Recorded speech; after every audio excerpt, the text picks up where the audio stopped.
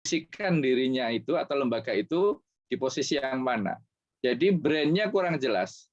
Nah, ke depan ya, kalau antum sudah mengetahui konsep marketing, konsep manajemen untuk diterapkan ke lembaga, nanti dilanjutkan ke diri sendiri, ya. Itulah yang disebut dengan personal branding. Nah, sekarang antum itu personal brandingnya itu apa? Ingin dikenal nanti di masyarakat itu sebagai apa? Sebagai siapa? Sebagai orang yang punya kepakaran di bidang apa? Nah, itu kan akhirnya larinya kan ke situ ya, nyambung-nyambung juga itu antara apa yang sedang kita bicarakan di dunia marketing manajemen dengan apa yang harus kita kerjakan nanti ke depan, sebagaimana yang pernah disampaikan oleh senior-senior kita itu ya, terutama Pak Dian ya, dan nanti ya di setiap kita membuat disertasi, ya antum kan pernah tuh ya ikut ujian terbuka ya, itu pasti si penguji atau promotor akan mengatakan Anda ini nanti setelah lulus ini akan dikenal sebagai pakar di bidang, nah gitu ya, sesuai dengan judulnya itu ya. Nah, dalam konteks marketing itulah personal branding Anda.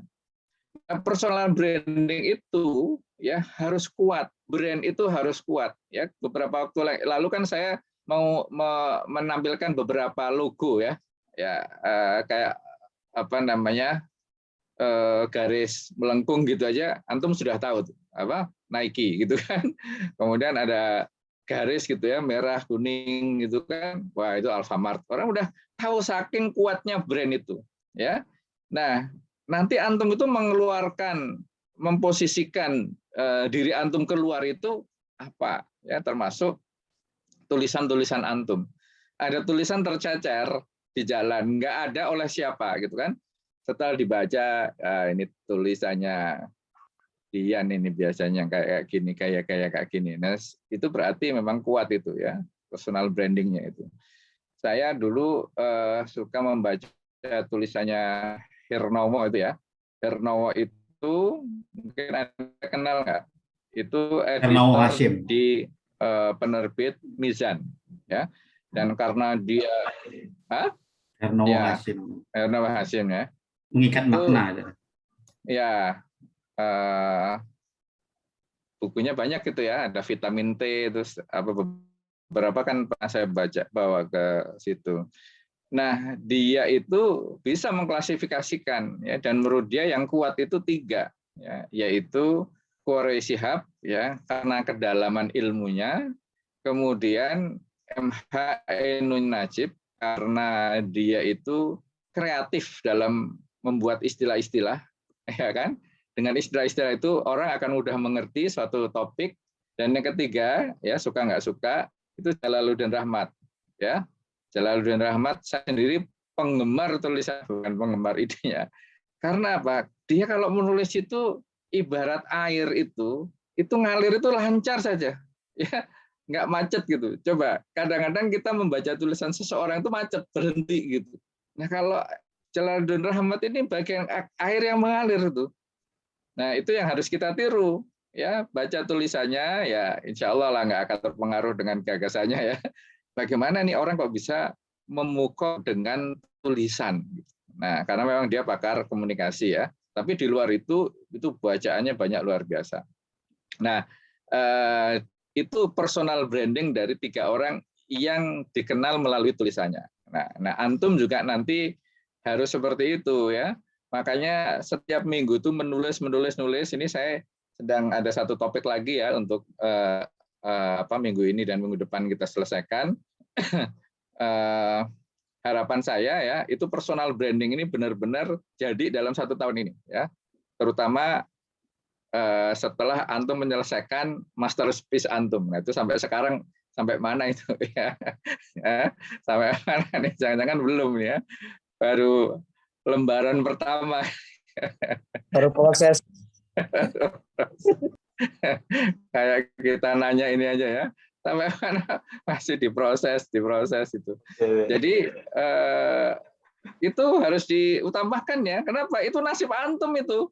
Ya, itu takdir antum itu. Ya, destiny apa namanya? Yang akan mengukir antum di depan itu ya hasil ukiran ini.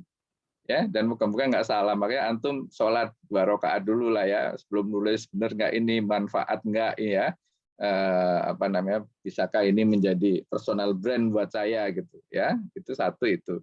Yang kedua, kita balik lagi ke atas ya, dari personal branding itu ya membawa pada organization branding ya. Jadi kekuatan kita dalam membrand diri kita harus kita aplikasikan kepada lembaga kita ya. Nanti kalau antum diserahi satu lembaga, itu antum dari awal sudah pikirannya ke depan ya. Ini saya mau giniin gitu ya. Misalnya ini ada Demutakin itu ya. Demutakin kan mau diserahkan itu ke Dewan Dakwah tuh, meskipun belum ya, ada beberapa pesantrennya, ada tempat, dan Dewan Dakwah itu banyak lah gitu ya. Pokoknya kalau antum itu mau saja ya, itu untuk membangun itu banyak yang bisa dibangun itu ya, jangan khawatir ya. Dan saya ingin mengusulkan ya, setiap kita membuka sesuatu itu dibekali 2 ya, dibekali izin untuk ZIS ya, dan izin untuk wakaf, karena 2 lembaga itu berbeda kan, satu dari Basnas, satu dari BWI ya. Jadi daerah-daerah itu harus bisa hidup dengan itu tadi ya, dan saya menduga untuk daerah lebih mudah ya, karena di daerah itu skopnya lebih kecil ya, dan sedikit yang profesional. Nah, itu kesempatan buat antum. Makanya salah satu ini untuk membuat antum bisa profesional mengelola apa namanya, satu lembaga. Nah, yang akan saya aplikasikan, kita aplikasikan pada siang hari ini dari Blue Ocean Strategi ini mengenai kampus ya. Kita share dulu. Nah, nanti silakan dianalogikan, antum mau ke lembaga pendidikan lah ya, mau lembaga dakwah segala macam ya. Ini saya mau menyampaikan apa yang ada di Ibnu Khaldun sebetulnya ya, tapi saya belum berani karena memang saya tidak punya otoritas di kampus ya, otoritas kita di pasca sarjana aja gitu. Jadi bagaimana samudra hijau ini bisa diterapkan untuk kampus, tidak saja kampus umum ya, tapi kampus Islam ya. Dengan brandingnya ini Islamisasi sains dan kampus ya. Ini yang sebetulnya digagas oleh Ibnu Khaldun nih, Bogor ya. Nah, yang mencetuskan Pak A.M. Saifuddin ya. Pak A.M. Saifuddin ini dulu pernah rektor ya, mungkin antum kalau baca riwayatnya, beliau adalah apa namanya, guru besar di bidang ekonomi pertanian ya, lulusan dari Jerman, kemudian pernah jadi Menteri Hortikultura di zaman Pak Habibie, dan terakhir dia menjabat sebagai Ketua Dewan Pembina Dewan Dakwah sebelum Pak Kiai Didin ya. Jadi setelah beliau berhenti ya istirahatlah, karena memang sudah sepuh ya, Profesor A.M. Saifuddin itu. Nah, gagasannya itu Islamisasi sains dan kampus kan, bukunya ada ya. Nah, kita akan blue ocean kan gitu ya, kawannya gitu kan. Kampus yang ISK ini akan kita blue ocean kan. Ini sebagai pengantar ya, kondisi kampus saat ini ya. Ini untuk menunjukkan gambaran di luarnya kayak apa ya. Ini kalau antum biasa ngikutin Pak Adian nih, biasa diberikan kayak gini nih ya. Kalau kita ketik ya Google Search itu ya, University Makes Me ya, pasti isinya jelek-jelek semua nih ya.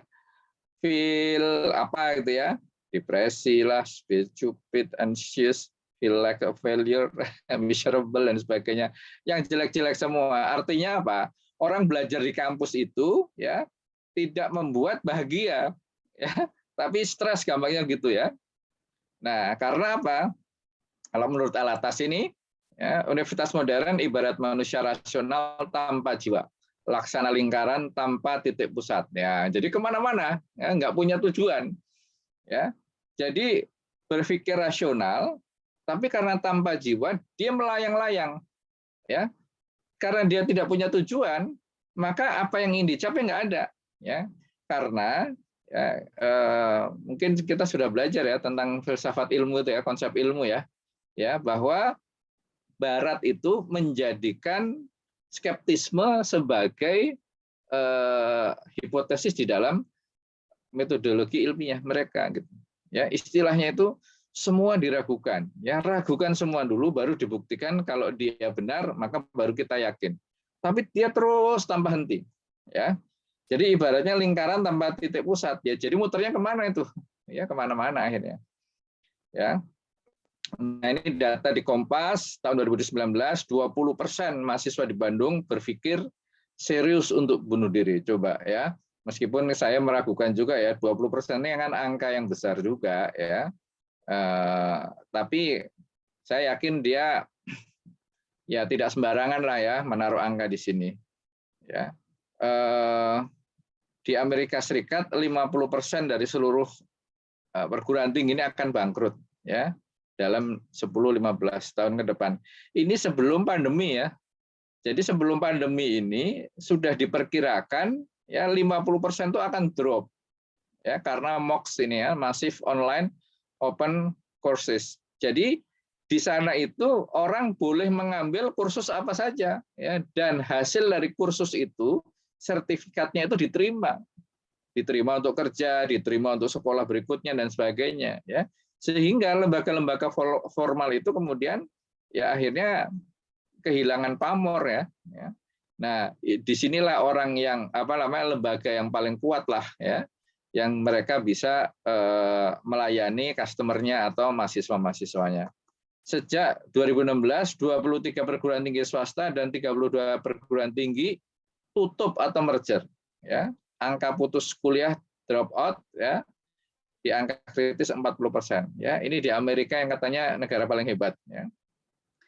Satrio Sumantri Bojonegoro, ya, ini yang namanya diabadikan menjadi stadion ya di Kuningan itu ya. Perguruan tinggi negeri PTN tidak lebih dari sebuah kantor jawatan. Ya, nah ini kritik ya. Ini saya juga pernah presentasi soal konsep perguruan tinggi yang lulusannya menyediakan sektor-sektor industri itu ya. Jadi akhirnya kayak lembaga kantor jawatan ya. Sementara perguruan tinggi swasta tidak lebih dari sebuah unit usaha. Jadi kalau yang negeri itu ya mensuplai pegawai negeri ya, mensuplai perusahaan-perusahaan ya.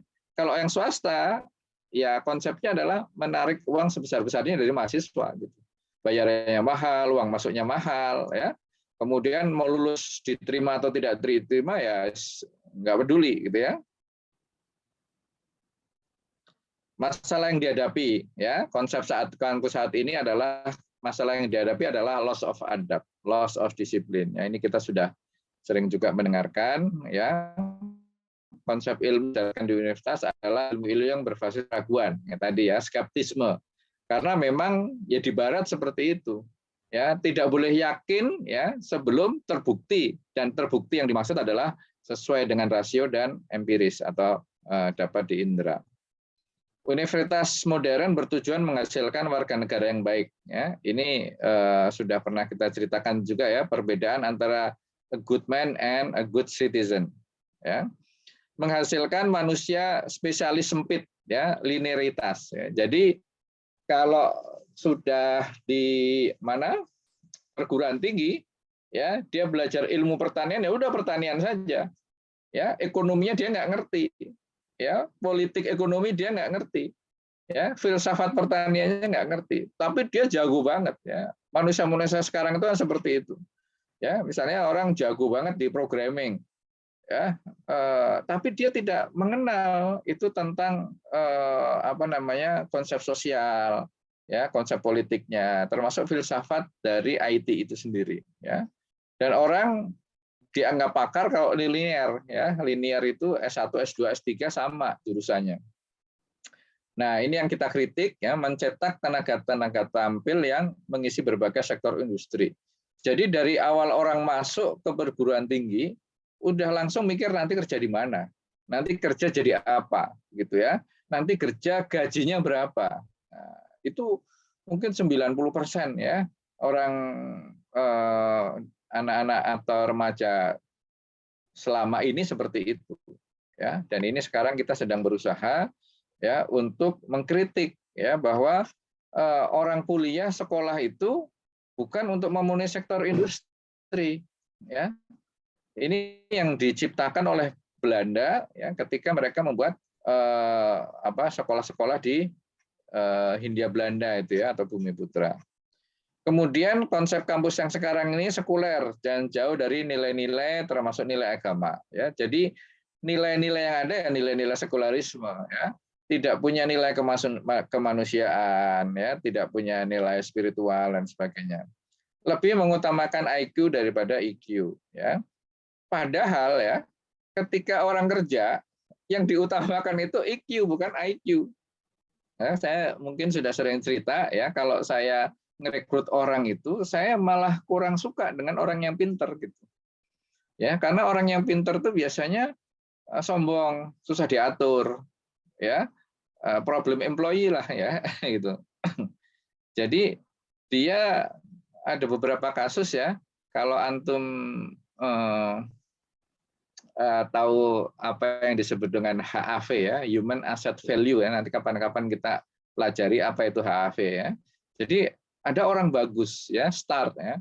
Jadi dia itu potensinya bagus, performance-nya atau kinerjanya juga bagus. Itu orang yang start ya.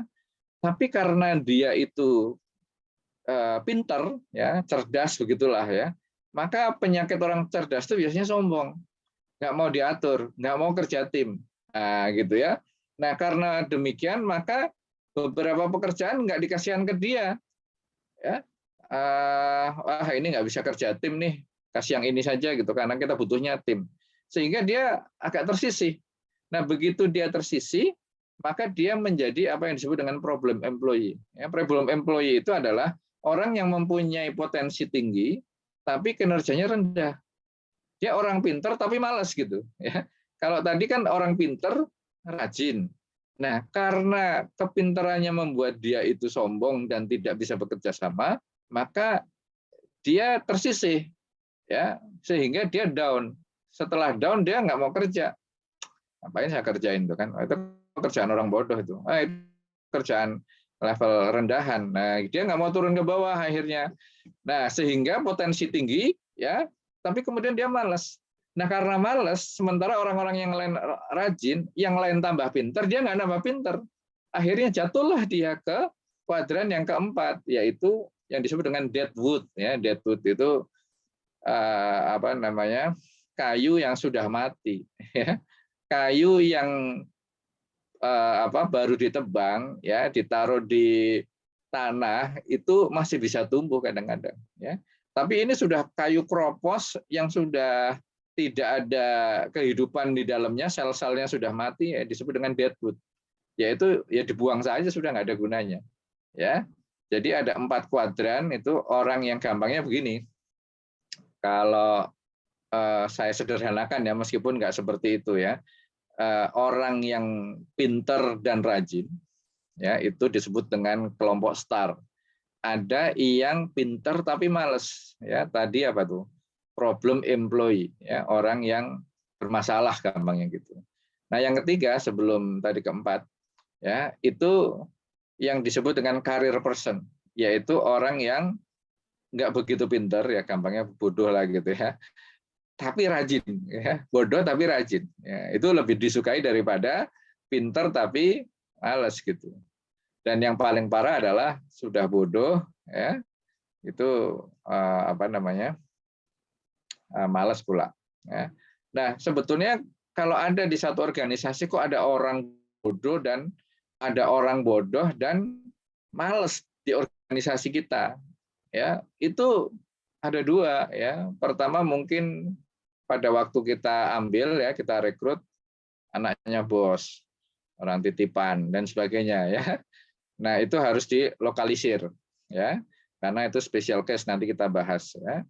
Tapi biasanya ya antum misalnya masuk ke suatu organisasi ya, ini ada guru kalau menurut saya orangnya pinter nih, tapi kok dia tidak bersinar ya, kinerjanya tidak terlihat ya. Nanti dilihat, oh pada waktu dulu pasti gini. Nah itu ya ada perubahan dari star menuju problem employee akhirnya menjadi deadwood gitu. Nah, caranya bagaimana? Harus ditingkatkan lagi, ya. Kerjanya ditambah, ya. Dengan demikian maka potensinya akan naik dan kemudian dia akan kembali menjadi star. Jadi apa namanya? Ini kemana-mana ya. Jadi sebetulnya kunci kesuksesan itu adalah EQ, emotional quotient ini, ya. Tapi beberapa perguruan tinggi mengutamakan IQ, ya. Kamu lulus IP-nya berapa? Ya, IP itu bukan nggak bagus juga ya. Ya, IP itu ada standarnya lah gitu. Tapi EQ-nya itu yang kuat, ya. Jadi orang itu baru bisa dilihat kalau dia tuh gampang ini orang baik, ini orang pinter gitulah gampangnya. Ya, EQ itu cerminan dari dia akhlaknya, akhlakul karimah. Mungkin dia tidak ya, tapi juga nggak bodoh gitu. Ya, EQ itu seperti itu. Berarti A semua nggak menjamin, Zat, ya? Apa? A semua tidak menjamin, Zat.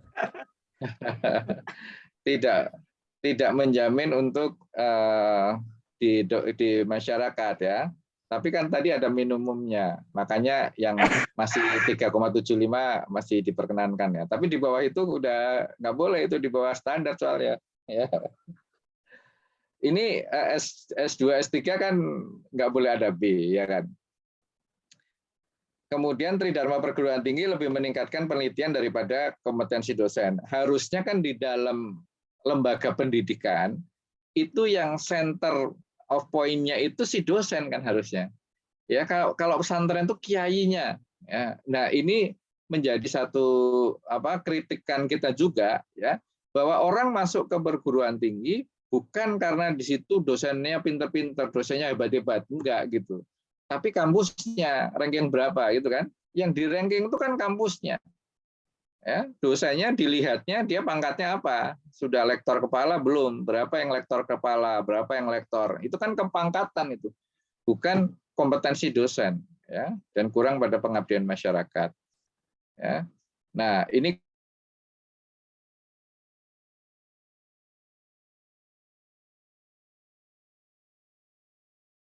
di 1 sampai 100 ya.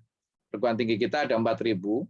Hanya ada 13 kampus swasta Islam ya, yang rankingnya 1 sampai 100 ya.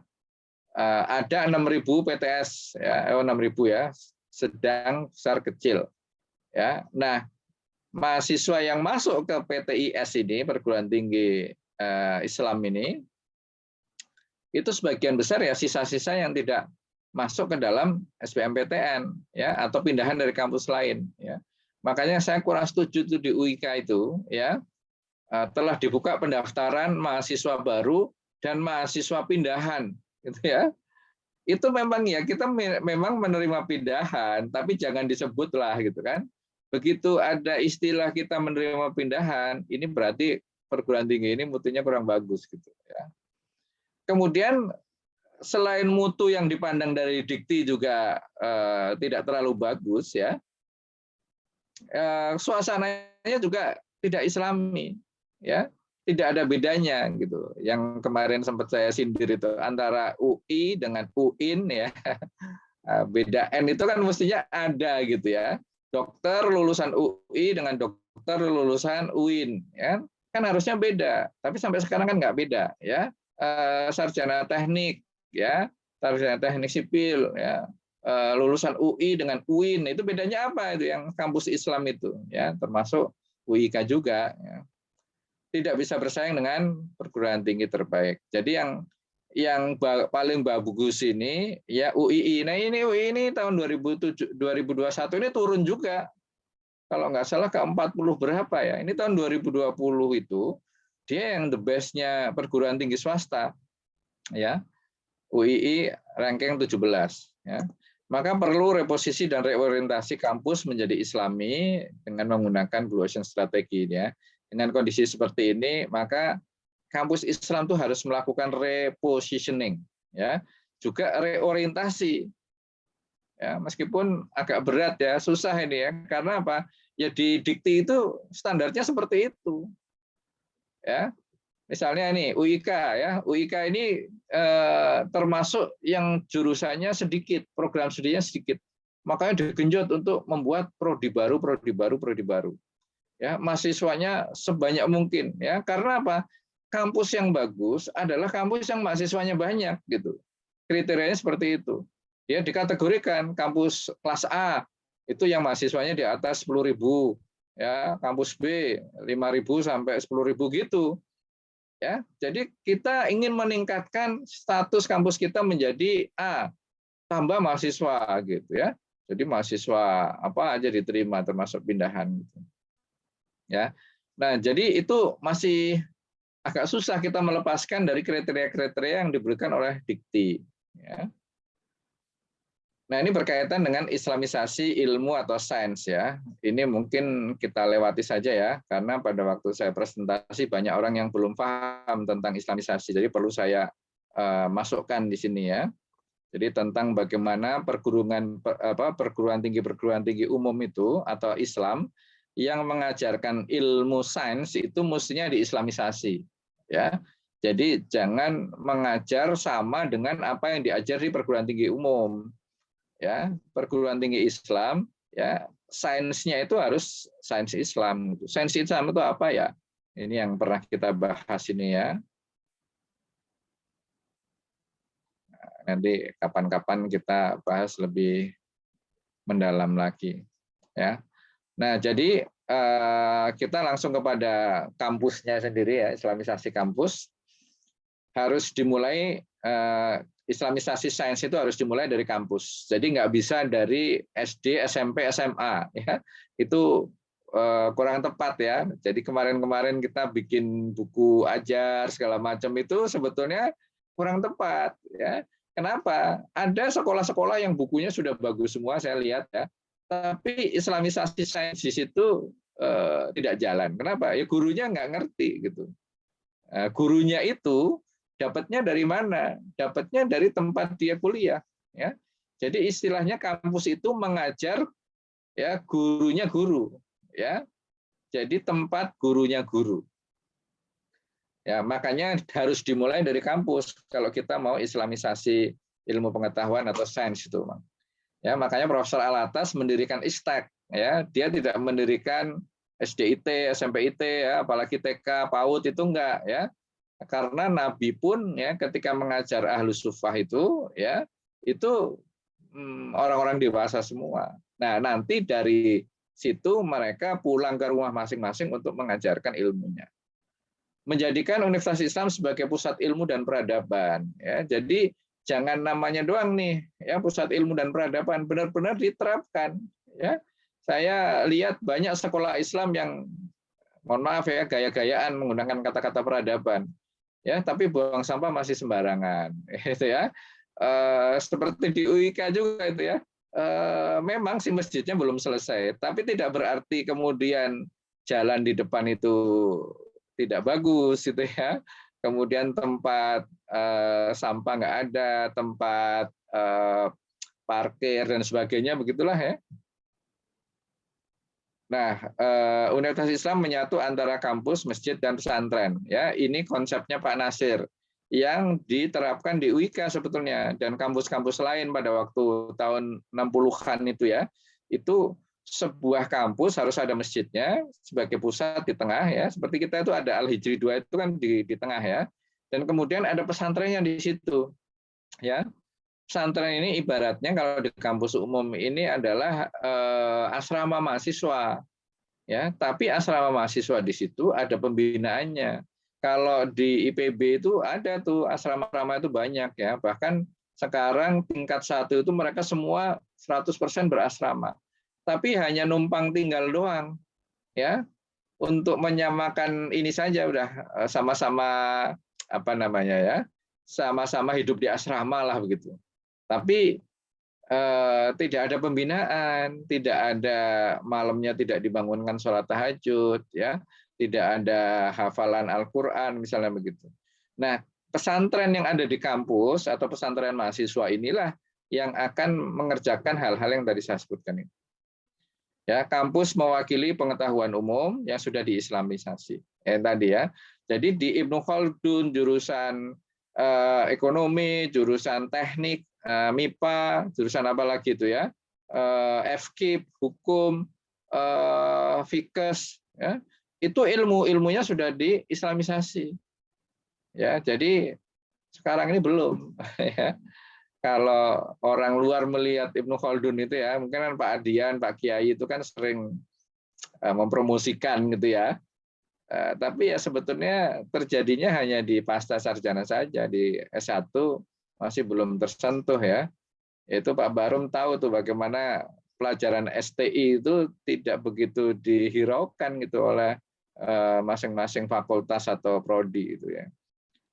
Memang banyak sekali ya, kelas itu sampai 200 ya Pak Barum ya, kalau ngajar itu.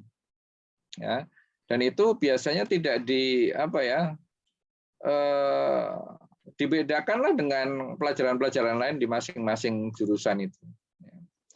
Pesantren mewakili pengetahuan turas Islami yang diajarkan pada santri.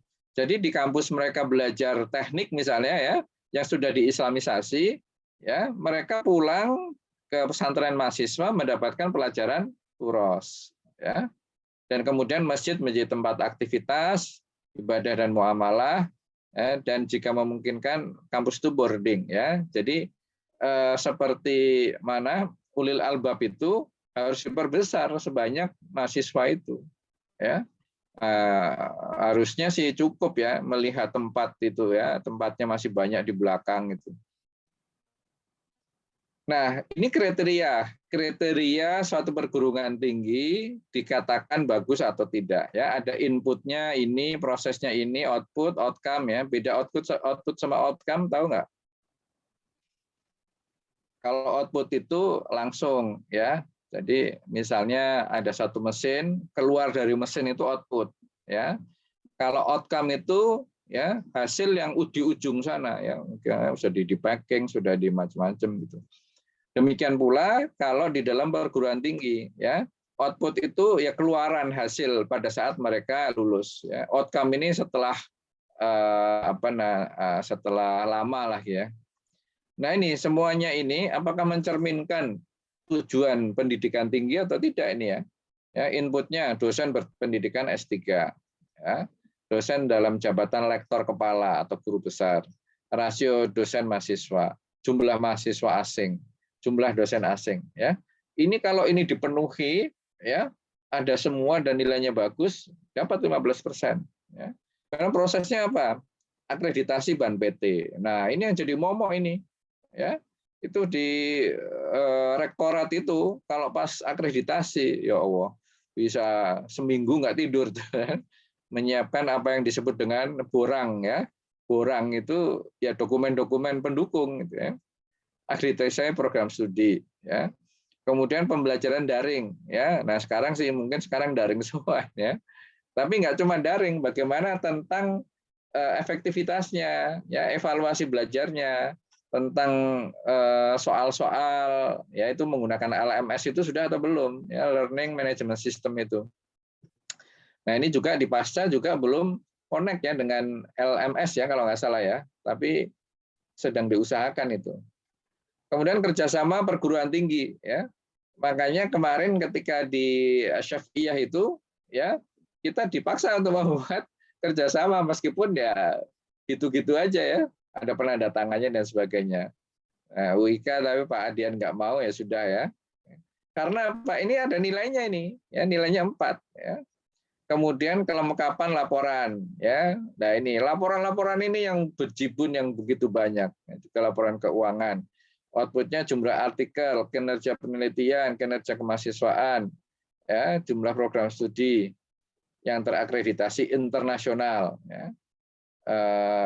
Kinerja inovasi, lulusan yang memperoleh pekerjaan dalam waktu 6 bulan. Ya. Jadi ini tadi harus sesuai dengan industri. Ya. Jadi kalau orang lulusan UIK itu nganggur lebih dari 6 bulan jelek gitu. Ya, nanti di tempat lain Anda bekerja sebelum 6 bulan tapi gajinya berapa? Ya. Minimal UMP di atas UMP 20% atau apa gitu ya. Kalau untuk UMP itu kan sebenarnya untuk lulusan SD, SMP, SMA gitu ya. Kalau perguruan tinggi ya mestinya sih lebih dari UMP gitu.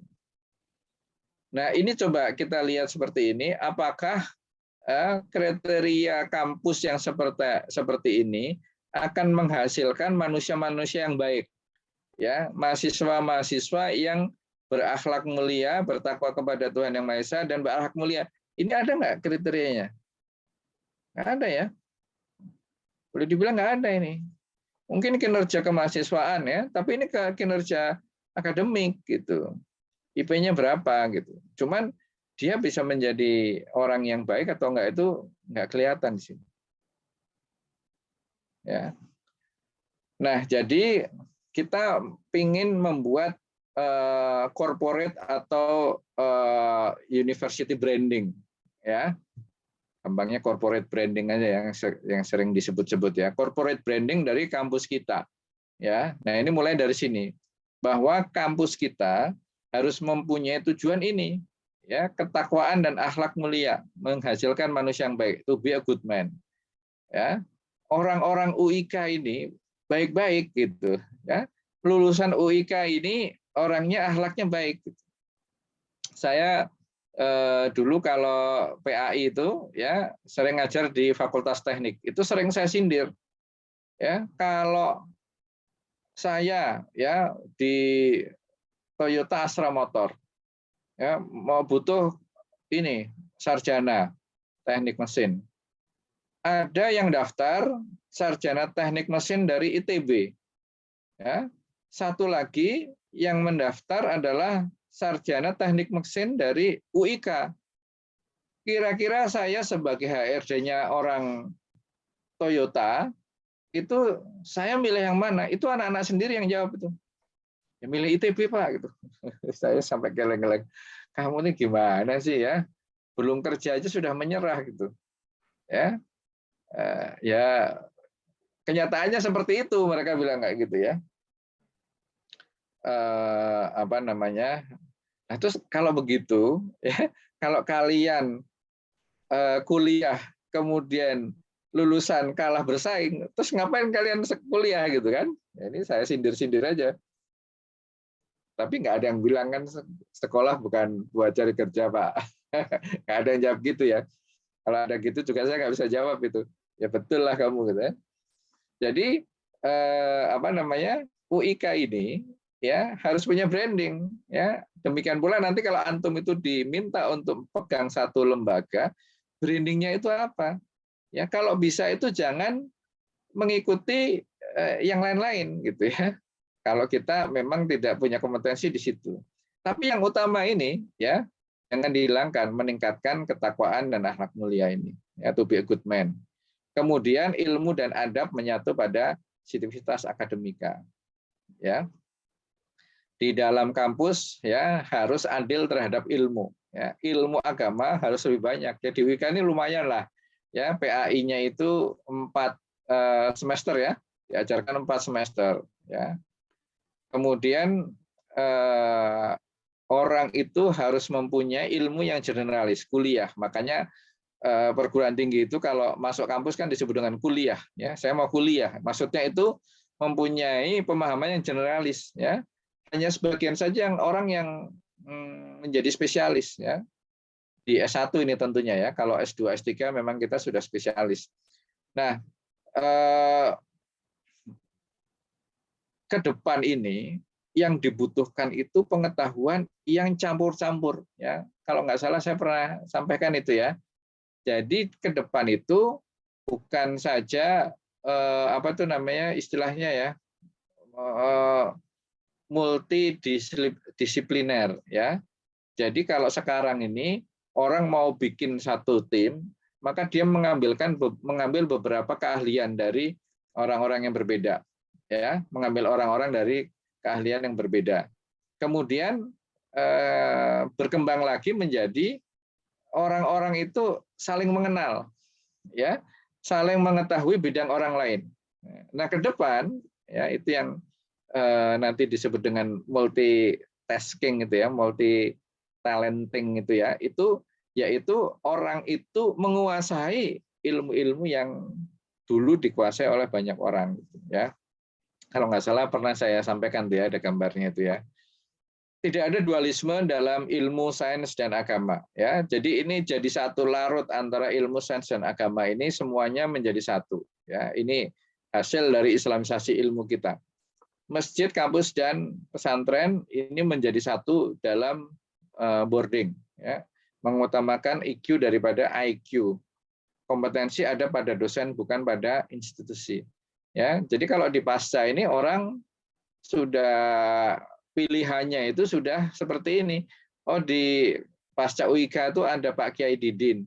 Oh, di pasca UIK itu ada Pak Adian Zaini. Itu sebagian besar sudah seperti itu, ya. Tapi kalau di S1-nya ya mohon maaf belum. Nah, harusnya kan seperti itu ya.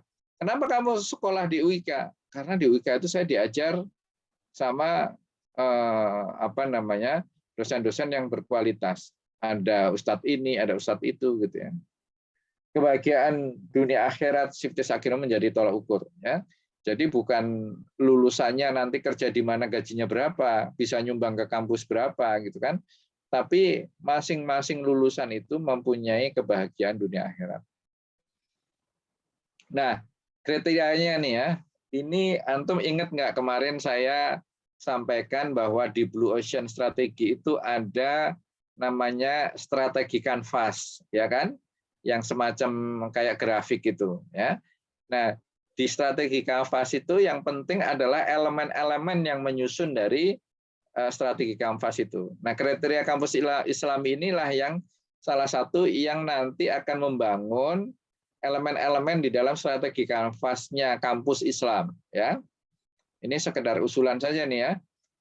Misalnya kampus Islam itu ya arsitekturnya harus Islami. Ya.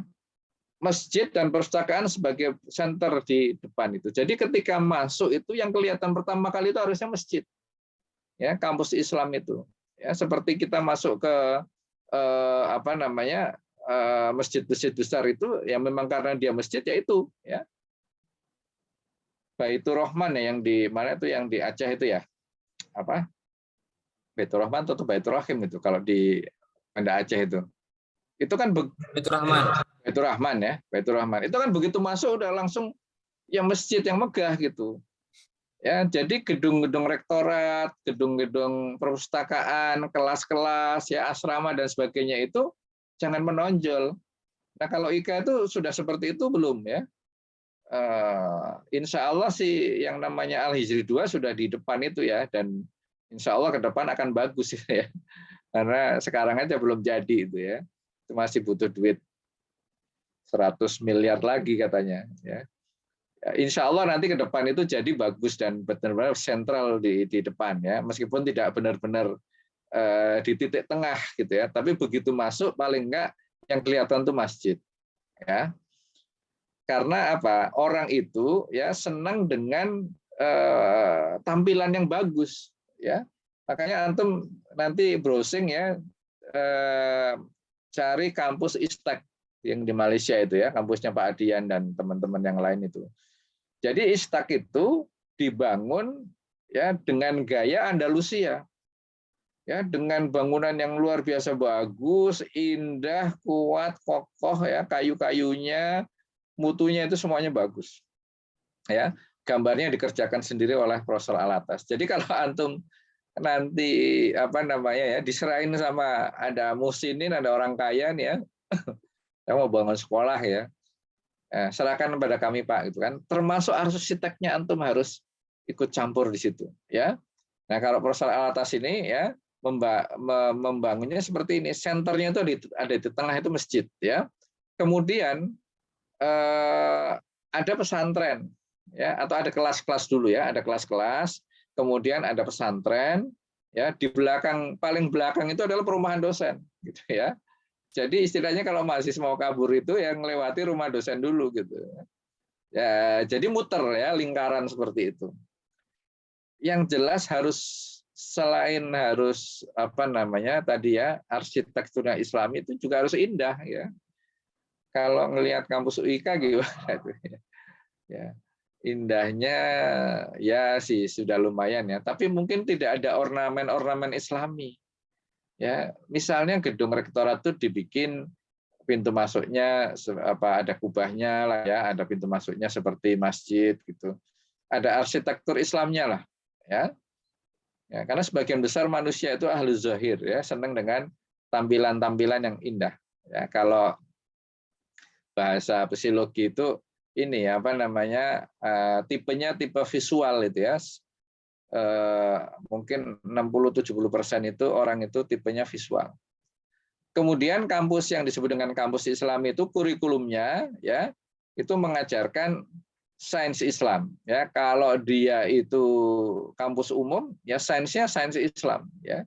Kemudian ada penanaman akidah dan adab ya. Karena pendidikan itu pada dasarnya ya adalah penanaman nilai-nilai ya. Nilai-nilai akidah, nilai-nilai adab ya. Kemudian pendidikan agama Islam itu yang jadi tolak ukur keberhasilan ya. Jadi bukan sekedar nilai-nilai matematikanya, bahasa Inggrisnya dan sebagainya ya, tapi PAI ini yang jadi tolak ukur. Ya. Kemudian buku ajarnya juga harus khusus. Tujuannya to be a good man. Ya, dosennya berilmu tinggi, menguasai dan mengajarkan sains Islam. Berakhlak mulia dan dia jadi teladan. Ya. Jadi dosen ini nggak boleh dia itu nyambi-nyambi di tempat lain. Ya. Ini yang apa namanya disebut dosen luar biasa itu ya, dosen biasa di luar gitu. Dan di kampus-kampus yang ini ya yang bagus ya, terutama yang swasta, yang Kristen segala macam itu dosennya itu full di situ. Ya, dosen itu nggak ngerjain yang lain-lain. Dia hanya seperti persis orang kerja. Dia berangkat pagi jam 8, ya, pulang sore jam 5. Senin sampai Jumat atau sampai Sabtu. Itu pekerjaan dosen seperti itu. Dan gajinya mereka gede. Gitu. Ya, saya pernah dengar di BINUS itu dosen itu 30 juta gajinya. Ya, ternyata bisa juga. Kan saya sering menyampaikan tentang bagaimana penghargaan pemerintah Islam terhadap para ulama ya, para dosen-dosen itu ya. Kan ada hitungan-hitungannya itu ya. Yang kalau saya bandingkan ya mirip dengan apa yang sudah dilakukan oleh Singapura. Ya, atau di negara-negara maju gitu. Ya, saya pernah kita itu kan UIK ada kerjasama dengan Az-Zuhri ya. Az-Zuhri itu lembaga pendidikan di Singapura ya, saya pernah ngajar juga di sana. S1 dan S2 ya kerjasamanya. Saya ngajar S2 waktu itu. Jadi saya waktu itu agak malu juga ya. Waktu ngobrol-ngobrol itu saya sampaikan bahwa kemunduran umat Islam itu karena pendidikan ya. Dan pendidikan itu, kemunduran pendidikan umat Islam dikarenakan karena kompensasi terhadap guru, gaji guru lah gampangnya, itu rendah sekali. Ya. Apalagi guru honorer. Ya. Ada yang sampai terima 400.000 sebulan gaji honorer. Gitu. Kok tidak dapat respon dari mahasiswa IK itu ya, mahasiswa Az-Zuhri itu. Terus besoknya saya dibawa jalan-jalan tuh sama kawan di sana itu ya. Saya tanyalah ngobrol-ngobrol, gaji guru di sini berapa sih? Ya. Dia bilang anaknya dia, ini Pak Sinwan mungkin ada yang kenal ya. Pak Sinwan ini dia bilang anaknya baru lulus sarjana pendidikan dan mengajar madrasah selevel SD gitu kan. Digaji saya lupa ya ininya ya dolar Singapurnya, tapi saya kurs itu gajinya sekitar 50 juta. Sebulan ya. Gaji guru SD awal pertama. Nah, saya iseng-iseng tuh kalau kayak saya ini ya, dokter ngajar di perguruan tinggi ini berapa kalau di sini? Wah, kalau antum ini bisa di atas 200 gitu. Di atas 200. Banyak teman-teman yang bilang kalau kehidupan di sana juga high cost ya, biayanya tinggi. Tapi kalau saya bandingkan kemarin makan di sana ya katakanlah Kentucky saja harganya sama kok ya, satu ayam itu ya sekitar 50 ribuan kalau di kurs ya. Kalau makan apa tuh namanya di pinggir jalan itu enak-enak tuh makan India ya, makan masakan Melayu itu ya sekitar 50-60 ribuan sekali makan. Ya memang lebih mahal tapi enggak lebih banyak, lebih mahal banget gitu ya. Dan di sana fasilitasnya sudah bagus. Gitu. Ini sampai mana tadi? Jadi gurunya jadi teladan, ya, mahasiswanya menguasai sains Islam, memiliki akhlak mulia dan mudah bergaul, ya, IQ-nya tinggi, ya. Lingkungannya Islami, busana Muslim, tidak merokok,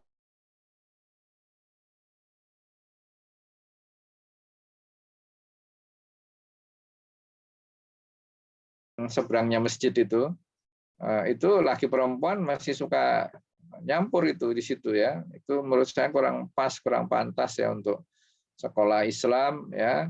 Di pintu masuknya sudah disodori pemandangan yang seperti itu. Ya, tertata rapi, sejuk, suasananya ilmiah, ya. Jadi kalau kita masuk kampus itu ada yang mengerjakan tugas, ada yang membaca buku, ada yang sedang menghafal, ada yang sedang berdiskusi, ya. Bukan yang sedang kongko-kongko, ya, main game dan sebagainya gitu. Ya, nah, ini sistemnya kalau bisa boarding, ya, karena ini nggak gampang nih boarding, ini menyangkut masalah uang. Kemudian sistem keuangannya, ya, menggunakan dana ZIS, wakaf, ya, nggak boleh pinjam bank yang konvensional, ya, yang riba. Jadi ini masuk kriteria kampus Islami. Kemudian demikian pula dengan sistem manajemen, ya, mulai dari rekrut dosen, ya, tenaga administrasi, bagaimana dosen itu dikembangkan, ya, dan sebagainya dan sebagainya. Nah, ini strategi kanvas kampus Islamnya seperti ini, ya. Ini kampus Islam ini yang warnanya ini abu-abu, ya, kira-kira seperti itu.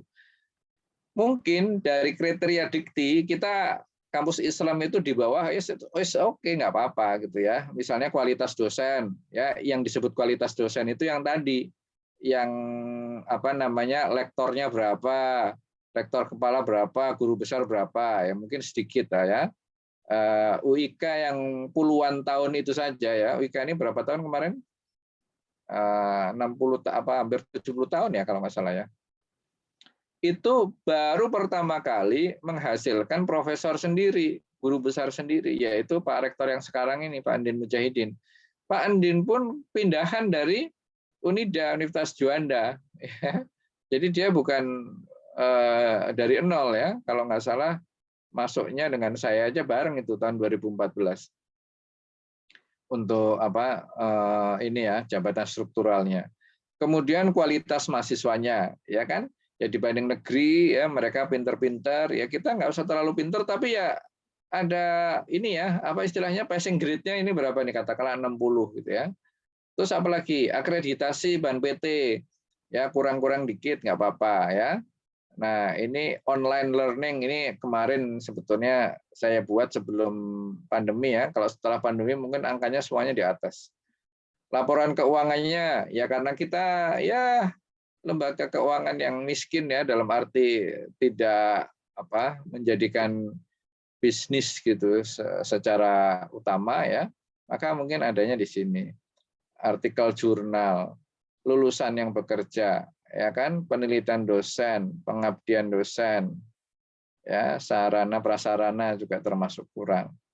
Nah, ini semua kriteria-kriteria yang ada, ya, yang tadi disebutkan di dalam dikti itu, ya, input, proses, output, outcome. Nah, kita harus punya ini sendiri, kriteria sendiri, ya, elemen-elemen sendiri, ya, yaitu apa? Ya, arsitektur, mulai dari sini, ya, mulai yang dari Sivitas Akademika itu bahagia, maksudnya itu dikaitkan dengan tadi, yang pertama kali apa namanya, university makes me, ya, gitu, ya. Itu nggak ada itu dalam kampus Islam itu, ya, karena ini kampus perjuangan, kampus jihad, semua orang tuh bahagia karena apa? Belajar itu sama dengan, ya, berjihad di jalan Allah, mati dalam belajar, mati syahid, gitu kan. Jadi orang yang belajar ini bahagia, makanya dia lebih tinggi, ya, daripada kampus-kampus yang lain yang pada stres, gitu kan. Nah, arsitektur Islami mereka nggak punya ini, ya kan? Coba apa namanya, ada, ya, kalau saya lihat UIN, ya, UIN juga sudah bagus itu, ya. Terus Universitas Muhammadiyah juga bagus juga, ya. Nah, itu keunggulan, ya. Kemudian dosen menjadi teladan, ya, di kampus-kampus umum, ya, termasuk sebagian di UIK juga tidak menjadikan dosen sebagai teladan. Ya, kalau kampus Islam, dosennya ini bisa diteladani, ya, kehidupannya. Ya, kalau mau dipotret itu, ini merupakan orang-orang yang hebat lah, gitu, ya, orang-orang yang tawadu, ya, orang yang istiqomah dan sebagainya. Mahasiswanya akhlaknya mulia. Nah, ini yang tadi saya bilang, ya, saya tadi cerita saya tentang Fakultas Teknik itu sudah pernah saya sampaikan di kelas tentang BOS ini, Blue Ocean Strategy, tapi tidak dalam bahasa manajemen begitu ya. Saya bilang, UIK ini kalau bersaing ilmu, ya kalah lah sama UI, sama ITB, sama kampus-kampus negeri itu. Tapi kalau bersaingnya akhlak mulia, itu harusnya orang ngertinya UIK gitu. Lulusan yang baik-baik akhlaknya itu mana sih ya? Jadi kalau saya owner suatu perusahaan, saya pingin karyawan saya orang baik ya. Ya, tapi jangan bodoh-bodoh amat ya gitu ya. Levelnya 60 saja udah cukup ya, 65 lah. Passing grade itu. Tapi saya maunya dia yang baik-baik, rajin sholat ya, puasa Senin Kamis. Itu mendapatkan kayak gitu tuh dari mana kalau saya sebagai owner suatu perusahaan? Nggak ada itu, kecuali nanti interview. Ya, tapi interview kan apa ya? Orang bisa bohong gitu ya. Kamu tadi malam sholat tahajud nggak? Nah, sholat Pak, gitu kan? Saya biasa sholat tahajud, Senin Kamis saya biasa Pak, gitu kan? Tahunya dari mana kita? Ya. Tapi kalau sudah ada corporate branding, ya kampus branding bahwa lulusan UIK ini orangnya rajin sholat, ya nggak pernah tinggal sholat. Lulusan UIK ini mereka rajin puasa Senin Kamis. Mereka setiap kali mendapatkan sesuatu, sebagiannya akan disedekahkan dan sebagainya.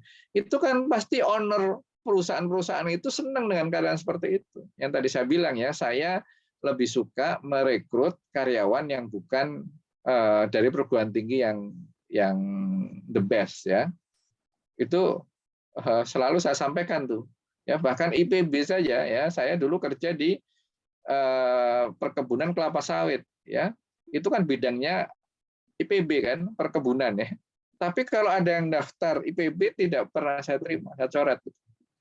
Kenapa? Lulusan IPB itu biasanya tidak kuat di lapangan ya, padahal saya butuhnya orang-orang lapangan. Ya, jadi saya lebih mengambil mungkin antum ada yang tahu ya, Instiper yang di Yogyakarta itu ya, Institut apa namanya perkebunan ya, perkebunan. Jadi khusus di bidang perkebunan, mereka orangnya itu ulet-ulet ya, ditempatkan di perkebunan yang jauh dari keramaian, itu mereka ya survive gitu. Nah, ini yang jadi tolak ukur keberhasilan itu. Jadi UIK atau yang saya sering sebut juga STID kampus terbaik itu ya ini ya, kurikulumnya Islami ya, ada pesantren mahasiswa ya, yang lainnya nggak ada. Dan pendanaan kita ini ya, termasuk STID itu kan dengan ya siswa ya, termasuk UIK ya. UIK ini juga ada dana wakafnya gitu. Nah, ini implementasi dari Blue Ocean Strategy pada kampus kita ini, ya, kampus-kampus Islam. Nah, ketika antum nanti itu mengelola suatu lembaga, antum bikin ini, ya, industri atau kondisi yang berkembang saat ini itu elemen-elemennya itu apa, ya? Kalau antum di lembaga pendidikan SD, pesantren atau apa yang di daerah itu tuh kriterianya apa? Diikutin semua. Kemudian posisi lembaga kita itu ada di mana. Nah, kalau kita berhenti sampai sini saja, ya sampai kapanpun kampus kita akan disebut sebagai kampus yang jelek. Ya, kampus yang pinggiran, ya, kampus yang tidak dilihat orang. Ya, kampus yang menerimanya itu pindahan-pindahan orang saja, yang di tempat lain itu sudah dibuang. Ya, kenapa sih dia pindah? Ya kan? Apakah karena mengikuti orang tuanya kerja di sini? Enggak kan? Namanya mahasiswa udah gede-gede ya. Kalau anak SD pindahan, nah itu karena ikut orang tuanya. Tapi kalau mahasiswa pindahan itu biasanya karena di tempat lain sudah DO gitu. Atau tempat lain bermasalah lah gampangnya gitu. Nah, itu kampus kita akan seperti ini nih ya, kalau hanya berhenti pada kriteria ya sarana prasarana ini ya. kita harus berpikir keras. Ya, kira-kira elemen apa yang dibutuhkan oleh orang, tapi tidak dijawab oleh lembaga-lembaga yang ada. Ini ya, yang sebelah kanan ini, ya dosen segala macam. Ini kan tantangan yang dibutuhkan oleh industri, tantangan yang dibutuhkan oleh kampus, dan tantangan yang dibutuhkan oleh masyarakat pada umumnya. Gitu. Saya mau menyekolahkan anak ke perguruan tinggi, tapi kok katanya ada mahasiswi yang yang pelecehan seksual buat mahasiswi, kan ada ya di kampus mana itu ya, sampai hamil segala macam. Wah, takut saya ya sebagai orang tua menyekolahkan anak di situ.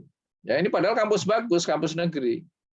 Ya, makanya kita butuh juga buat masyarakat supaya orang tua ini aman, nyaman, ya tenang hatinya ketika menyekolahkan anaknya ke kampus.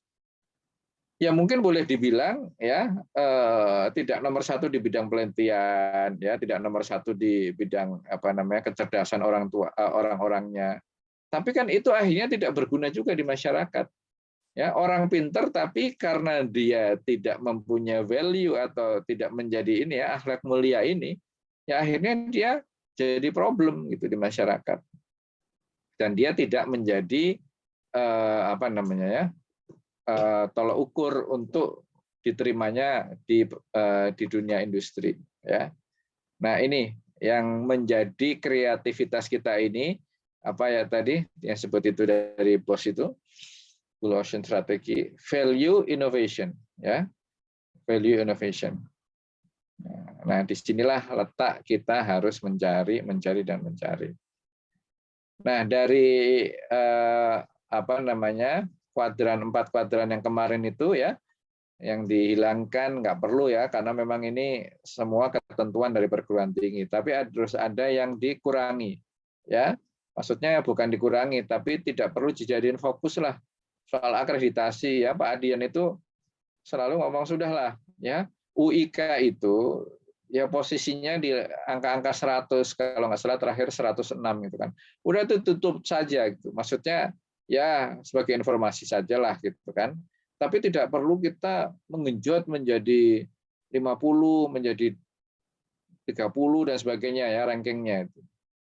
Kemudian lulusan yang bekerja. Ini ada nih namanya tracer study ya, bagaimana lulusan-lulusan itu dipakai ya.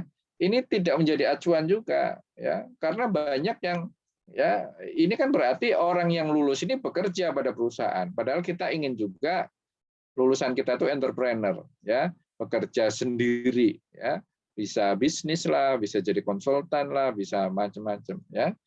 Kemudian sarana prasarana kecuali yang arsitektur Islam itu ya, nanti kita akan bahas di create. Nah, apa yang dinaikkan? Kualitas dosen, mahasiswa ya, yang disebut kualitas mahasiswa tadi ya, kualitas secara umum nih ya, artikel jurnal ini dinaikkan. Artinya apa? Janganlah kita itu misalnya sudah menyebut kampus itu kampus yang baik ya, tapi kemudian ini contoh ya, misalnya STID ya, STID itu kan kita sudah sebut sebagai kampus terbaik. Kenapa? Karena lulusannya semuanya bermanfaat bagi masyarakat, semuanya jadi dai, itu kan hebat itu, ya.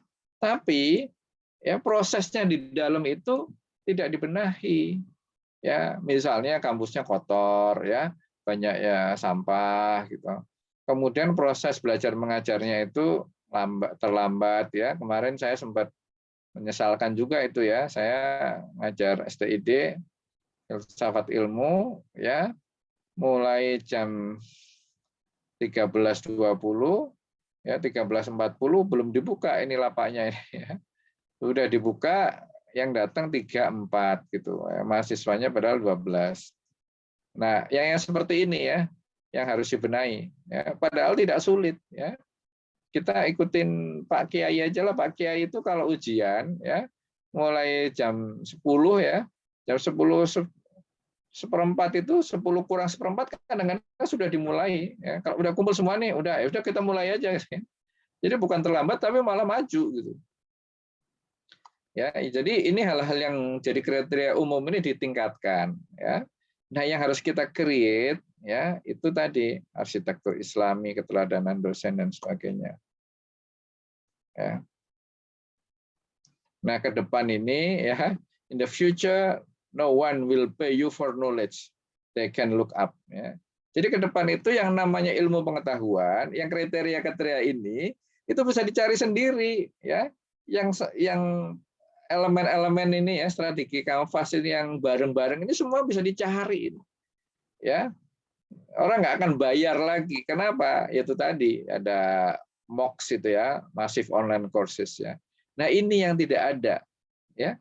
Yang orang ini akan nyari ini ya ini, gitu. Ya. Dan itu akan didapatkan dari universitas atau kampus Islami. Tantangan industrial ya, Fourth Industrial Revolution ya terhadap proses Islamisasi sains dan kampus ya. Makanya kalau kita mau eksis ya pakai strategi kanvas ini kalau kita mau eksis. Kalau enggak sampai kapanpun lah kita enggak akan bisa bersaing. Ya. Jadi kampus kita ini ya kampus sekedar jalan saja. Ya. Yang penting ngajar ya, datang ada mahasiswa ngajar, ujian selesai, terima gaji ya udah gitu aja. Ya, tapi tidak bisa menjadi kampus unggulan ya. Nah, aspek-aspek yang tidak akan tergantikan nanti ya dengan adanya revolusi industri ini ya tentang worldview, tentang akhlak, keteladanan budaya Islami, dan jangan dilupakan ya keberkahan. Ya, nggak ada itu bicara kampus umum itu berkah. Ya. Nah, dengan adanya ini yang sebelah kanan ini, maka soal worldview, sikap, adab, keteladanan budaya Islami dan keberkahan ini akan kita dapat. Karena apa? Ada suasana Islami, boarding di situ, ya, dosennya nungguin dan menjadi teladan, ya. Jadi teladan ini penting untuk hadir, ya. Kalau Pak Jonan itu bilang a leader has to be seen, ya, paham nggak? Seorang leader itu harus bisa dilihat oleh anak buahnya. Kan kita leader itu kan harus jadi teladan. Nah kalau teladan itu sembunyi atau di dalam ruangan aja, gimana orang mau tahu?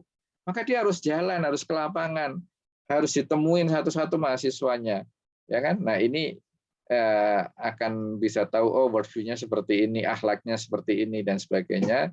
Ya selain itu ya yang tidak didapatkan oleh orang lain adalah keberkahan. Wallahu alam ya begitu ya kira-kira penerapan dari Blue Ocean strategi di perguruan tinggi ya. Sebetulnya sederhana tapi tidak banyak orang yang mau melakukan. Kenapa? Karena sudah terbiasa dengan hal-hal yang rutin. Yang kayak kemarin aja kita seperti ini kok nyaman kok, ya kan? Ya, kemarin kita alhamdulillah tuh dapat 10 perguruan tinggi terbaik di Jawa Barat. Ya, kita ini nomor 10 nih, negeri dan swasta. Berarti ada beberapa kampus negeri yang di bawah UIK, ya. Tapi ini berdasarkan Sinta, ya. Sinta itu jurnalnya ya. Jadi bukan kampus secara keseluruhan. Ya. Kalau keseluruhan seluruh Indonesia 90-90-an lah gitu. Kalau kampusnya 100 berapa gitu tadi. Ya. Begitu ya, kira-kira gimana pendapat antum nih ya tentang lembaga-lembaga pendidikan di kita ya. Misalnya coba ya Askar kan di ini ya di Wadah ya. Menurut antum apa yang harus diperbaiki dari Wadah? Baik Ustaz. Ya, yang pertama mungkin Ustaz tentang konsistensi para pemegang kebijakan Ustaz, bahwa memang harus satu ide, satu gagasan, karena ketika itu hanya datang dari asatidah atau dosen yang ada di pasca, tetapi di unsur pimpinan tidak memahami hal tersebut, maka tentu tidak maksimal Ustaz. Yang kedua tadi kami sempat singgung, kami sudah tidak bisa bayangkan jikalau Ustadz Budi saja sudah turun untuk membina anak teknik, dan realitasnya yang kami lihat tiap hari nongkrong di situ, berkhalwat, bahkan merokok, pacaran, apalagi kami ini Ustadz. Jadi memang perlu ada evaluasi besar-besaran, termasuk bagaimana bahwa mata kuliah Islamic Worldview itu memang tidak cukup diajarkan satu semester, karena virus-virus pemikiran yang datang di senior mereka, kami juga pernah ikut di HMI, memang akan menantang ideologi keislaman mereka. Iya. Ya, apalagi lingkungan mereka. Yang ketiga juga tentang pembinaan tadi memang justru menekankan pada pembinaan sholat berjamaah. Kenapa? Karena dalam hadis disebutkan tentang seseorang yang mencuri tetapi dia sudah sholat berjamaah, maka itu akan membantu mereka untuk meninggalkan kemungkaran. Dan itu kami belum lihat di UIK. Ya. Kalau kami Ustadz di Tiba itu kalau salat zuhur ya salat zuhur semuanya, sehingga masjid yang kapasitasnya 1.200 itu full. Tidak ada yang kemudian sholat di tempatnya masing-masing. Dan setelah itu memang ada taujih, ada arahan dari mudir, dari pimpinan tentang bagaimana konsep islamisasi kampus itu. Itu mereka sholat itu ada satpam yang ayo sholat atau tidak ada sendiri? Tidak ada karena memang sudah menjadi sebuah komitmen semua dosen, kalau memang waktu sholat semuanya dosen dan mahasiswanya harus ikut. Tidak ada kisah amr bil ma'rufnya. Kalau di Mekah kan ada polisi amr ma'ruf nahi munkar yang harus menyuruh, tetapi memang karena kesadaran itu sudah ada, sehingga memang otomatis sholat zuhur harus kumpul. Kalau begitu, kalau di UIK apa nih ya? Kan kesadaran belum ada ya? Iya, Ustaz. Jadi tadi Ustaz, penanam Islamic worldview-nya tidak cukup satu semester, Ustaz. Yang kedua tadi memang dosen harus kompak, nggak boleh beraneka ragam. Informasi yang kami terakhir dapat dari Ustadz Bahrum pun masalah dosen yang di FAI itu yang lebih condong ke pemikiran kiri juga itu yang perlu untuk dipertanyakan bagaimana metode seleksi dosennya sehingga lolos yang seperti itu. Termasuk bagaimana diskusi unsur pimpinan tidak sekedar membahas tentang reakreditasi dan semacamnya, tetapi bagaimana tanggung jawab dunia akhirat ini, Ustaz. Rektornya lama dihisap kalau semakin banyak mahasiswanya. Iya, benar itu. Apalagi cuma ya, dan sering sekali saat kami ke ATM, mahasiswanya berkhalwat ya, dan sekitarnya banyaklah fenomena pacaran yang memang ada di sudut-sudut ruangan dan gedung di UIK ini, sehingga memang harus menjadi sebuah perhatian bersama unsur pimpinan, karena kalau pimpinan sudah tetapkan kebijakan, kita bisa ikut membantu, tapi kalau pimpinannya enggak buat juga aturan tertulis ya, kita hanya bisa memandang dan gitu. Nah, makanya ya ini kan salah satu jalan keluar itu kan sebetulnya kampus itu seperti pesantren, iya kan? Yes, jadi di tengah itu adalah masjid ya dan perpustakaan karena kita pusat ibadah dan pusat ilmu di situ. Kemudian di situ ada kelas-kelas tempat mereka beraktivitas ya. Jadi dikurung gitu ya. Dikurung dengan kelas dan di belakang kelas itu ada asrama-asrama mahasiswa dan di belakang itu ada dosen-dosen gitu. Dosen-dosen itu tinggal dan beraktivitas di situ. Dosen itu kan kerjaannya ngajar sama meneliti. Ya kan? Seperti kiai lah. Kiai itu kan dia nggak kemana-mana gitu. Nah, kayak kita yang tinggal di situ kan nggak ada dosen-dosen itu. Nah, itu bagaimana cara? Makanya saya bingung gitu ya. Yang mengingatkan kalau ada mahasiswa ngerokok itu siapa? Kita lewat, itu jangan ngerokok. Ya udah kan kita lewat aja pakai mobil. Nah, terus habis itu kalau kita sudah ngilang dia ngerokok lagi gimana? Ya, itu rokok, pacaran ya. Ya, itu sebetulnya ya kalau saya dengar dari Ustadz Alim itu sudah ada perbaikan ya. Jadi kalau gitu aja sudah ada perbaikan berarti yang kemarin itu lebih parah lagi. Karena dulu itu di ini Pak, di tempat yang sekarang itu jadi tempat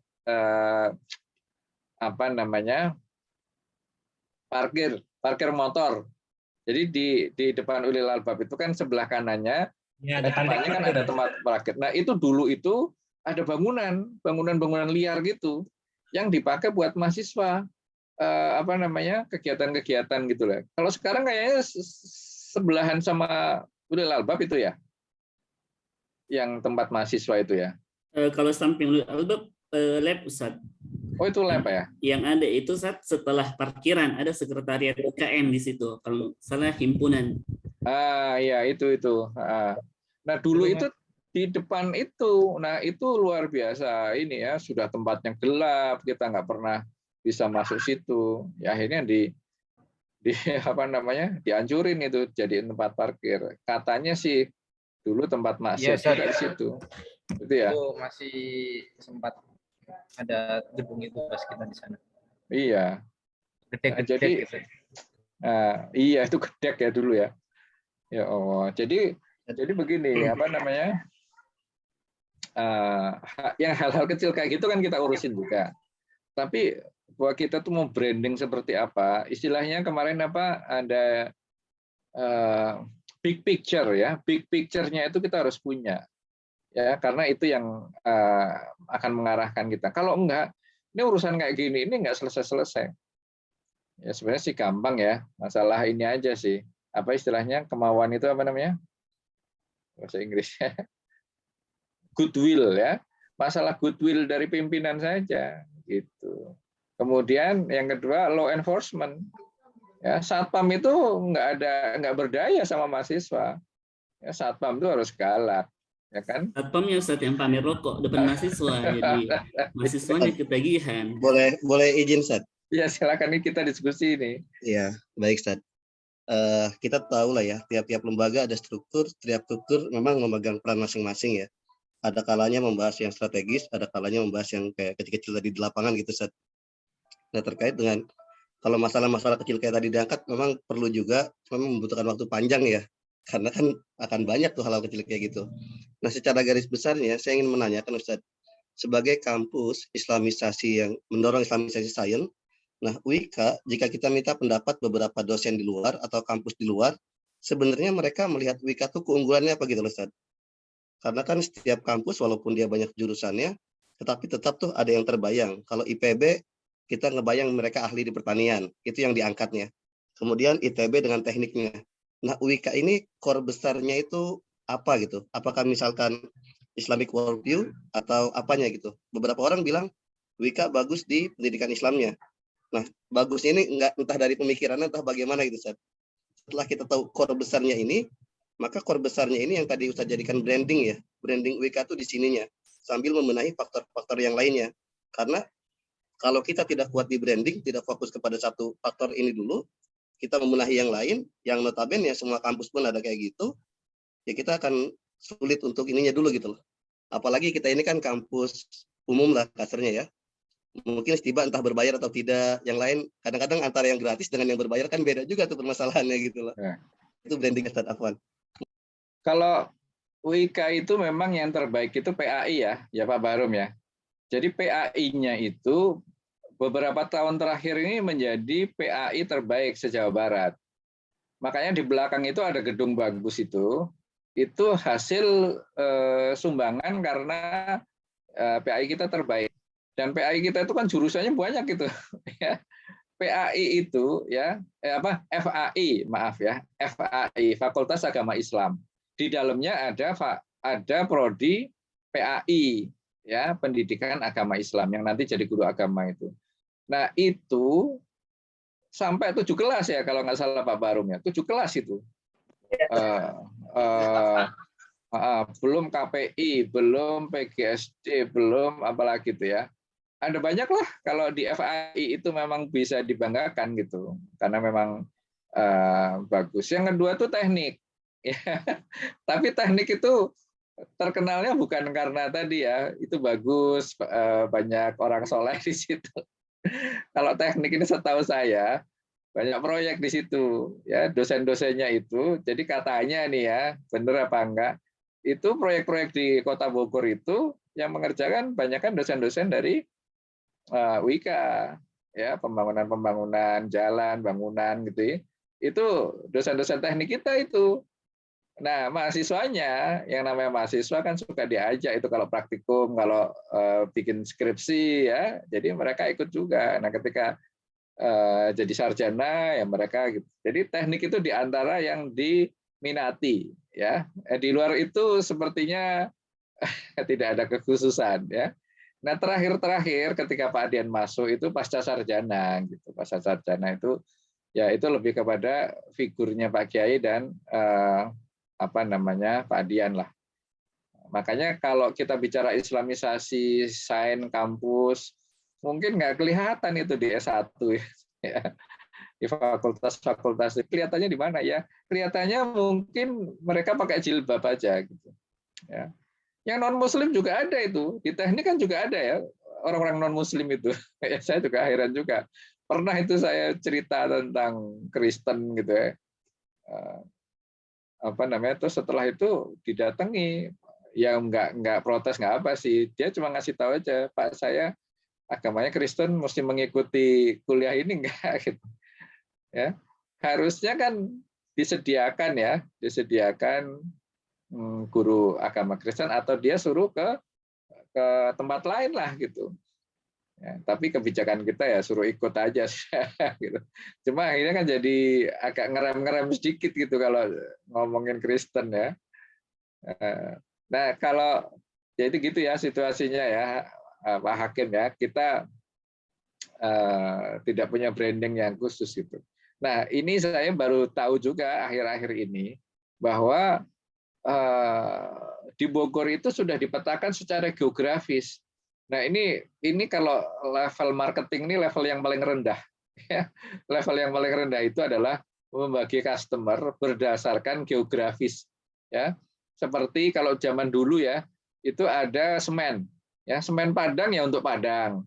Ya, atau pupuk ya, pupuk Iskandar Muda di Aceh ya untuk daerah sana. Pupuk Sriwijaya untuk Sriwijaya. Ya, pupuk Gresik untuk Gresik ya, semen ya. Terus apa gitu. Jadi pembagiannya itu berdasarkan wilayah saja. Nggak peduli itu barangnya bagus atau jelek, siapa memproduksi, brandingnya itu nggak ada. Pokoknya semen Padang ya untuk daerah Padang dan sekitarnya. Nah, rupanya kampus swasta di Bogor itu seperti itu. Jadi UIK ini kenapa muridnya banyak? Karena mengcover daerah Bogor Barat. Jadi orang-orang yang di Weliang, yang di Jasinga segala macam itu, ya atau di belakang daerah-daerah situ itu kuliahnya ke UIK. Ya, karena apa? Itu yang paling dekat. Yang daerah sana tuh, yang daerah puncak segala macam ya, sampai Cianjur, Sukabumi, itu larinya ke Juanda, yang paling dekat Juanda. Ya kemudian yang ke sini nih, yang ke Sentul segala macam itu larinya ke Pakuan. Gitu ya. Itu. Jadi brandingnya apa? Brandingnya ya wilayah gitu. Nah ini yang memang harus dibangun ya. Saya melihat Pak Rektor dan Wakil Rektor itu kerja keras ya. Tapi menurut saya masih pada tadi elemen-elemen yang ditentukan oleh dikti. Gitu. Nah kalau gitu ya kita sesibuk apapun ya pasti ya naiknya 5 gitu ya. Rankingnya itu ya mungkin malah turun. Jadi kita pernah 99 ya 99. Terus tahun depannya angkanya naik, tapi rankingnya menjadi 106 turun ya. Kan capek nggak itu ya?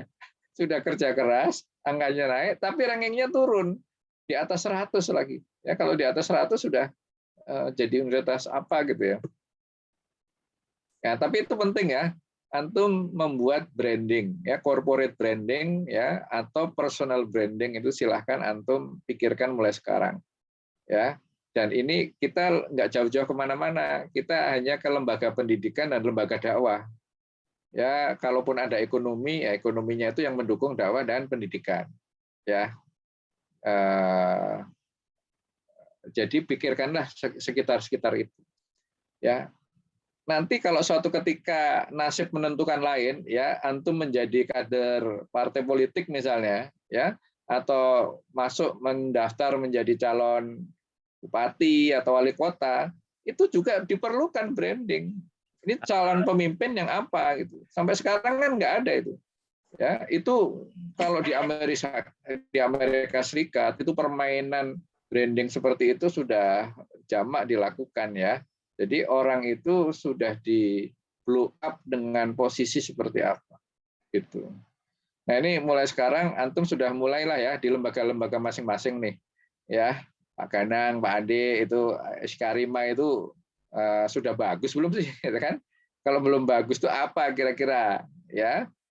Yang lain sama ya, dilihat ya. Nanti saya minta ada satu tulisan ya, ada tulisan yang lembaga tempat kita ini aktif ya, itu kira-kira dilihat dari strategi kanvasnya seperti apa ya. Dipikirkan dulu aja, dicoret-coret ya. Nanti tugas menulisnya setelah satu tulisan ini ya. Baik, ada yang mau didiskusikan lagi? Ada Zat. Ya, silakan. Penasaran aja Zat ya, apa namanya? Kita kemarin kan mohon maaf itu kan ada tugas menulis. Ya. Terakhir itu kan diseriusi, lebih serius gitu, sampai ada abstrak dan sebagainya. Ya.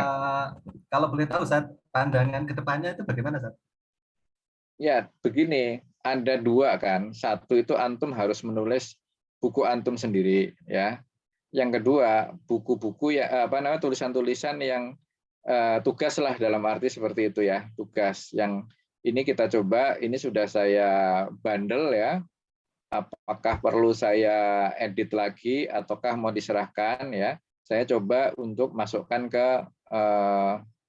kampus UIK, penerbit UIK ya. Nanti Pak Rahmat Rosyadi ini kan nyari-nyari penerbit, nyari-nyari naskah lah ya. Ini mau saya masukkan ke situ ya, supaya ada kelihatan begitulah ya. Jadi karena ini sudah memasuki setengah ya, antum sudah mulai menulis itu yang masterpiece antum itu. Tapi supaya antum juga tidak monoton nulis karya antum sendiri, maka sekali-sekali kita akan menulis bareng ya, seperti yang ilmu dan ulama ini ya. Kira-kira kedepannya seperti itu. Jadi ada dua lah, antum nulis sendiri itu tetap ya. Jadi makanya tadi saya tanya sampai mana nih ya buku antum ini ya. Itu jalan nggak itu yang sudah disepakati itu akan nulis ini ya. Jadi ini kemarin ini sorry saya agak lupa nih ya, ada yang baru saya ingat. Ada yang antum mau menulis disertasi tapi gayanya tulisan, ada yang kita minta menulis tulisan gayanya disertasi. Ya. Jadi yang buku ini nih jangan kayak disertasi, jangan terlalu formal. Ya, jangan analisis ini nggak usah, itu antum mau apa gitu ya. Misalnya tentang konsep ilmu menurut Al-Ghazali misalnya, boleh saja gitu kan. Itu kan jadi formatnya itu tulisan. Kemarin kan antum baca ini nggak bukunya ini siapa namanya? Ini harus saya ini ya, harus dibuang blurnya ya. Ini kan ada tulisannya anaknya Pak Adian nih, siapa namanya? Fatih Madini ya, yang kemarin di Padang dibedah ini. Solusi kekacauan ilmu ya.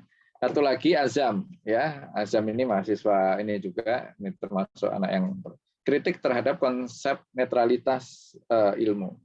Nah, tulisan Azam ini ya, ini kan maunya tuh antum tuh nulis kayak gini nanti ya. Gitu. Ada satu karya yang seperti inilah ya. Oh, saya mau ahli tentang konsep ilmu. Ya 414 halaman ini ya. Dari segi judul sudah oke ya, tapi kalau saya lihat dari isi ya, ada pendahuluan, latar belakang, rumusan masalah, tujuan penelitian. Nah nggak seperti itu, ini tulisan disertasi ini. Nah ini lagi solusi kekacauan ilmu ya. Dia ini kan ingin tulisan ilmiah ya, banyak kutipan-kutipan. Tapi kayaknya gaya penulisan wartawan ya. Kalau dibaca ini model reportase lah ya. Terlalu banyak kutipan juga.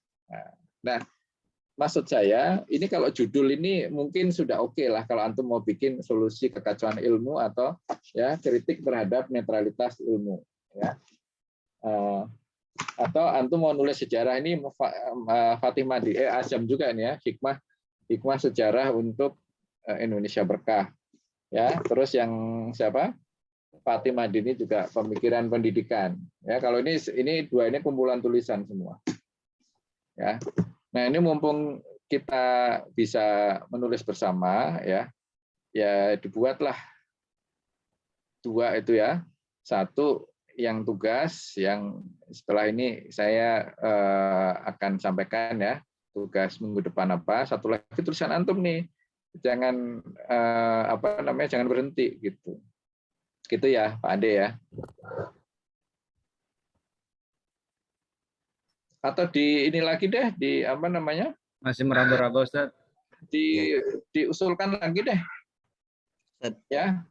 Dikit Di list lagi ya, di list lagi nanti saya koreksi apa. Ini makalahnya judulnya terlalu ecek-ecek. Oh, ini terlalu berat. Oh, ini terlalu formal gitu.